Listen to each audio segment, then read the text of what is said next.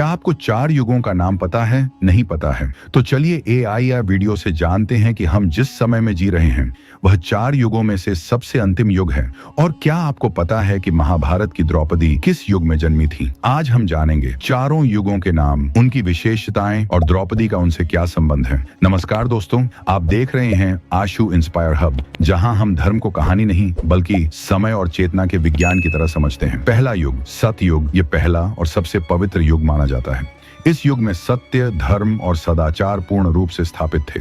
मनुष्य की आयु हजारों वर्षों की होती थी। पाप लगभग नहीं के बराबर था। इसे स्वर्ण युग भी कहा जाता है। दूसरा युग त्रेता युग, धर्म थोड़ा कम हुआ। अहंकार और संघर्ष की शुरुआत हुई। इसी युग में भगवान राम का अवतार हुआ। धर्म अभी भी मजबूत था लेकिन परीक्षा शुरू हो चुकी थी। तीसरा युग द्वापर युग, धर्म आधा रह गया। सत्य और असत्य बराबरी पर आ गए। इसी द्वापर युग में महाभारत हुआ और इसी युग में द्रौपदी का जन्म हुआ। द्रौपदी अग्नि से प्रकट हुई थी और वह केवल एक रानी नहीं बल्कि धर्म की परीक्षा का केंद्र थी। चीरहरण की घटना ने पूरे युग को हिला दिया और उसी अपमान ने महाभारत युद्ध की नींव रखी। चौथा युग कलयुग, यह वर्तमान युग है। धर्म केवल एक चौथाई बचा है। अज्ञान, लोभ और स्वार्थ बढ़ चुके हैं, लेकिन शास्त्र कहते हैं कलयुग में केवल नाम स्मरण से भी मोक्ष संभव है। तो 4 युग हैं, सतयुग, त्रेता युग, द्वापर युग और कलयुग। द्रौपदी द्वापर युग की थी और उनका जीवन यह सिखाता है जब धर्म पर आघात होता है तो समय स्वयं युद्ध का रूप ले लेता है। अगर यह जानकारी आपको अच्छी लगी हो तो लाइक करें और कमेंट में लिखें जय द्रौपदी माता।